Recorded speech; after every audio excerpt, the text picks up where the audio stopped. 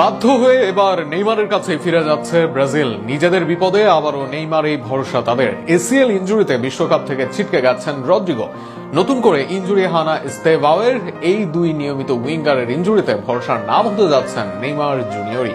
Rodrigo স্তেভাওয়ের ইনজুরির পর নেইমারের সম্ভাব্য সুযোগ নিয়ে থাকছে প্রতিবেদন।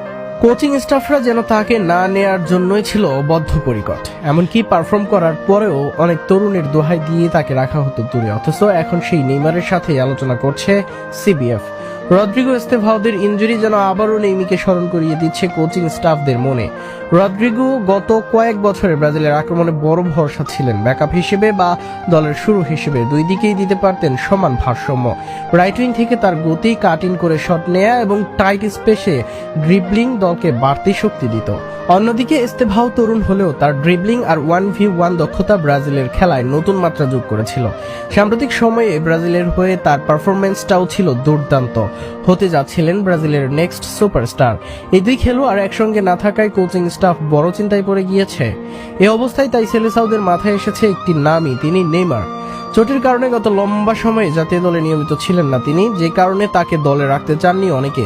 তবে বড় টুর্নামেন্টে তার প্রভাব অস্বীকার করার উপায় নেই। নেইমার শুধু একজন গোল স্কোরার নন, তিনি একজন প্লে মেকারও। মাঝমাঠ আর আক্রমণের মধ্যে সংযোগ তৈরি করতে তার জুড়ি নেই, যে কারণে আবারও সেলেসাও বোর্ডের নজরে এই সান্তোস সুপারস্টার।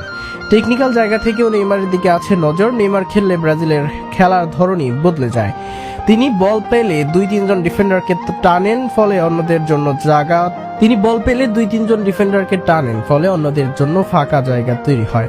তার ফ্রি কিক, পেনাল্টি আর দূরপাল্লার শট বড় ম্যাচে পার্থক্য করে দিতে পারে। সবচেয়ে বড় কথা হলো, চাপে পড়লে দলকে মানসিকভাবে শক্ত রাখার অভিজ্ঞতা তার রয়েছে। অনেকে বলেন নেইমারের বয়স বেড়েছে, আগের মতো গতি নেই, কিন্তু বিশ্বকাপের মতো বড় মঞ্চে শুধু গতি নয়, দরকার অভিজ্ঞতা ও সিদ্ধান্ত নেওয়ার ক্ষমতা। কঠিন মুহূর্তে ঠান্ডা মাথায় সঠিক পাস দেয়া বা ফাউল আদায় করাও দলকে এগিয়ে দেবে টেকনিক্যালি। আর এই কাজটি এখনো ভালোভাবেই করতে পারেন নেইমার জুনিয়র। সব মিলিয়ে এই দুই তরুণের ইনজুরিতে নেইমার হতে পারেন আদর্শ বিকল্প। অন্তত বিশ্বকাপের আগে ফ্রান্সের বিপক্ষে ম্যাচে নেইমারকে বাজিয়ে দেখা যেতে পারে একবার, যেখানে যদি নেইমার আস্থার প্রতিদান দিতে পারেন তবেই প্রমাণিত হবে এখনো ফুরিয়ে যাননি তিনি। সামনে বিশ্বকাপে তার অনেক কিছু দেওয়ার আছে। এবার দেখা যাক শেষ পর্যন্ত কি সিদ্ধান্ত নেয় ব্রাজিল বোর্ড।